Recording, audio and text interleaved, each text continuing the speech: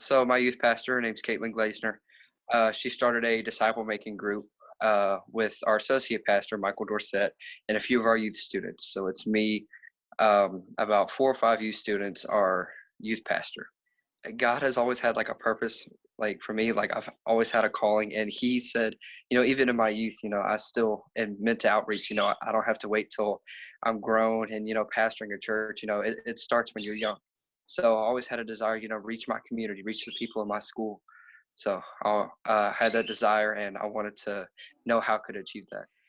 It has really like opened my eyes on like how to reach people out there, because I was always like, what do I say, how do I act around people who have questions. And Pastor Michael did a really good job of saying, don't let it come from your own words, let it come from God. And let them figure out Jesus for themselves. Let them discover it in the Bible. That way they know what he's all about, not just hearsay from somebody else. The girl's name that we're doing a Bible study with, her name is Shelby. And she had just gone through a breakup, and she's been through a lot in her life. And she was, thinking about giving up. She was spiraling off. She wasn't a Christian, so she was thinking about, going off and doing something, not so well for her age. She's only 16. She was going to go off, drink, try to soak away her problems. And I was texting her. I was like, I know this is hard. Breakups are always hard. I was like, but there is somebody who can help with this. And she was previously, like starting to, read the Bible a little bit, but it wasn't anything serious. I was like, how about during lunch at school, we sit down and we read the Bible together. And that way you could figure out what he's all about, see if this is something you want to get interested in. And she said, yes, she would be willing to do that. And that inspired her to not go off and do what she was planning on doing. And so far, it's been really good. We've had one Bible study so far, and she's been enthusiastic about it. She wants to do it. She plans to do it. Every day. Really desires to get to know Jesus more. So that made me really excited.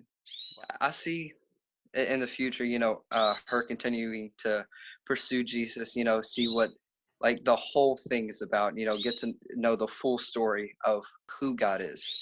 Um, and she felt distant. She didn't feel loved by anybody. And I want my desire for her is just to get to know the love of Jesus. Because that's a love like no other. My advice would just start in your community. Start with the people you hang out with.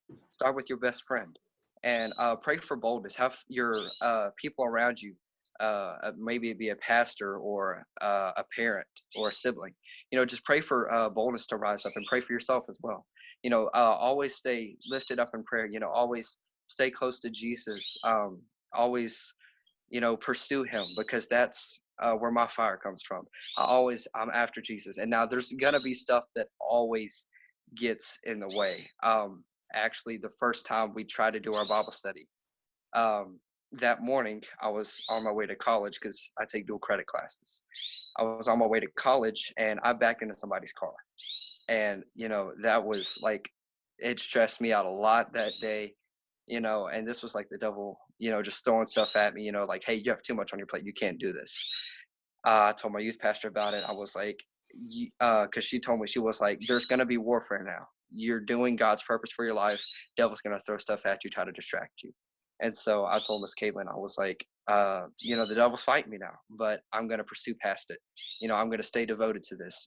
This is Jesus's plan for my life. I'm going to stay passionate, stay focused. I'm not going to let this get in the way.